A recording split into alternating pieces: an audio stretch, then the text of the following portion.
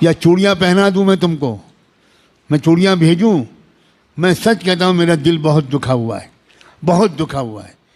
او مال والو، اپنے مال کو شادیوں میں خرچ کرتے رہو گے؟ بتاؤ، جواب دو۔ السلام علیکم ورحمۃ اللہ وبرکاتہ۔ میرے پیارے ناظرین، اب وقت آ چکا ہے کہ مسلمان اپنے ہاتھوں میں چوڑیاں پہن کر اپنے گھروں میں بیٹھ جائیں۔ اب اپنے گھروں میں بیٹھ جانے کا وقت آ چکا ہے۔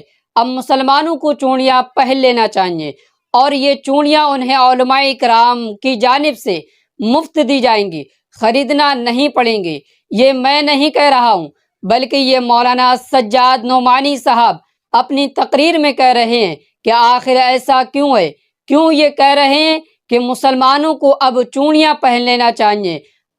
آپ جب ان کی کلپ کو سنیں گے تو آپ کو سن کر کے اندازہ ہو جائے گا، آپ کا دل و دماغ، آپ کا ضمیر، آپ کا دل زندہ ہو جائے گا۔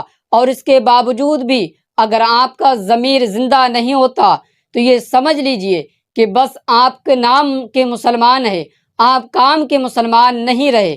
تو آپ پہلے مولانا سجاد نعمانی صاحب کی یہ کلپ سن لیجئے پوری اینڈ تک، جن کی ایک ایک بات بہت ہی زیادہ قیمتی ہے۔ معاف کر دیں، آپ بھی معاف کر دیں، اب ہم اپنے کسی رہبر کو اکیلا نہیں چھوڑیں گے۔ انشاءاللہ تم نے اگر رہبروں کو اکیلا چھوڑا ہے تب حکومتوں کی ہمتیں بڑھتی ہیں کہ وہ کبھی مولانا کلیم صدیقی کو بند کر دیں اور کبھی مفتی سلمان اظہری کو بند کر دیں۔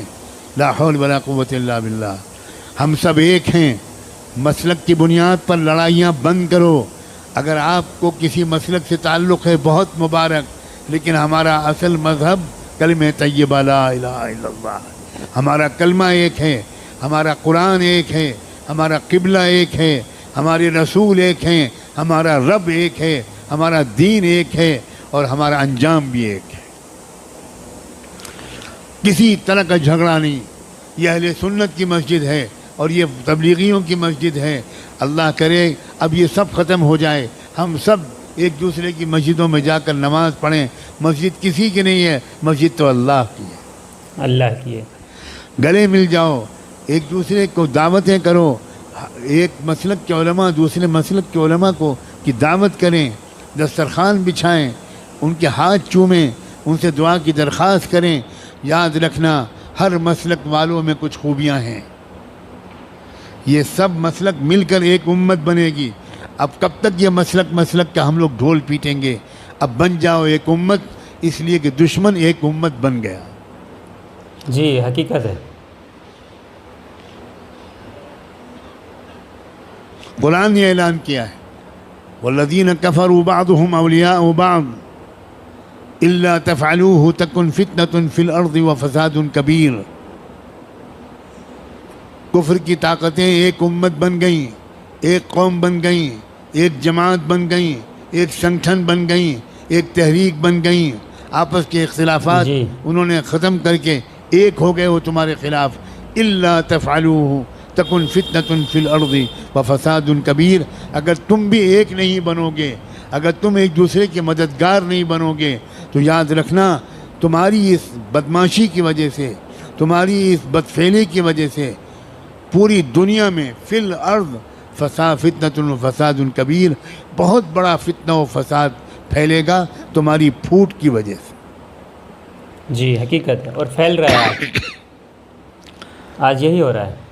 اب تو نہ مدرسے چھوڑے جا رہے ہیں، نہ درگاہیں چھوڑی جا رہی ہیں، مدرسوں پر بھی بلڈوزر چل رہے ہیں، مسجدوں پر بھی بلڈوزر چل رہے ہیں، اور درگاہوں پر بھی، مزاروں پر بھی بلڈوزر چل رہے ہیں۔ واہ واہ واہ واہ۔ اب بھی امت ایک نہیں ہوگی، اب بھی درگاہیں اور مزاریں والے الگ رہیں گے اور مدرسے والے الگ رہیں گے۔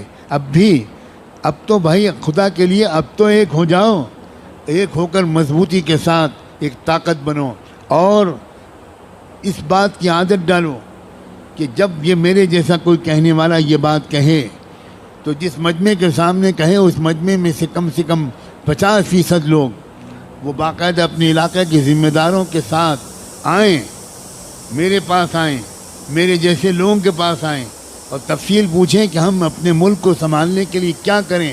نوجوانوں آؤ گے یا چوڑیاں پہنا دوں میں تم کو؟ میں چوڑیاں بھیجوں؟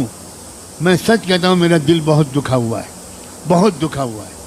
اور مال والوں اپنے مال کو شادیوں میں خرچ کرتے رہو گے؟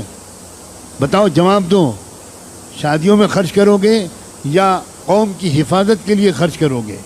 اپنی مخالفت درج کرنے کے لیے ویڈیو کے ڈسکرپشن میں دیے گئے لنک پر کلک کریں یا اسکرین پر دیے ہوئے QR کوڈ کو اسکین کریں۔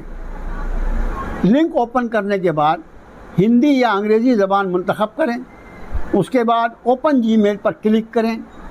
جی میل کھلنے کے بعد صرف سینڈ بٹن پر کلک کرنے سے یہ آپ کا احتجاج جوائنٹ پارلیمنٹری کمیٹی کو پہنچ جائے گا۔ میرے پیارے ناظرین، مولانا سجاد نعمانی صاحب کا بیان تو آپ نے سن لیا۔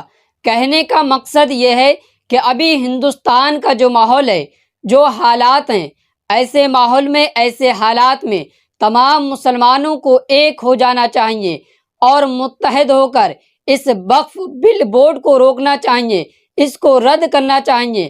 میرے پیارے ناظرین، آپ سائیڈ میں ایک فوٹو دیکھ رہے ہیں، اس کے ذریعے سے میں تھوڑا سا آپ کو سمجھانے کی کوشش کروں گا۔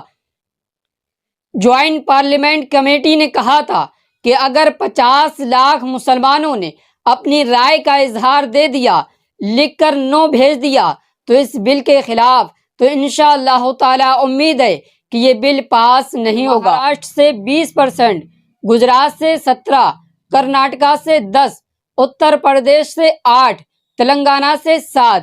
اتر پردیش جس میں مسلمانوں کی سب سے زیادہ آبادی ہے، وہاں سے صرف 8%، یہ حیرت کی بات ہے۔ اور مہاراشٹر، گجرات میں سب سے زیادہ، یہاں سے ای میل بھیجے گئے۔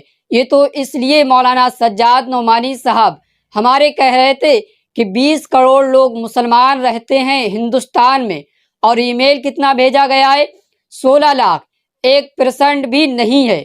تو میرے پیارے ناظرین، ابھی بھی وقت ہے، ہوش میں آ جائیے، ہوش کے آنسو لے لیجئے، اور اس بل کو رد کرانے کے لیے زیادہ سے زیادہ ای میل کریے، QR کوڈ اسکین کریے، اور لنک ڈسکرپشن میں نے دے دیا ہے۔ یقین مانیے، اگر 17 ستمبر سے پہلے 10-12 کروڑ مسلمانوں نے یہ کام کر دیا، آدھے مسلمانوں نے بھی، تو انشاءاللہ تعالی یہ بل پاس نہیں ہوگا۔ اور یہ سمجھ لیجئے، اگر یہ بل پاس ہو گیا تو پھر یہ ایسا نقصان ہوگا جس کی تلافی ممکن ہی نہیں ہوگی۔ تو ابھی بھی وقت ہے، اس ویڈیو کو زیادہ سے زیادہ شیئر کیجئے، گروپ میں، اپنے چینل پر اپلوڈ کر لیجئے۔ کوئی کاپی ریٹ وغیرہ میں نہیں دوں گا آپ کو۔ السلام علیکم ورحمۃ اللہ وبرکاتہ۔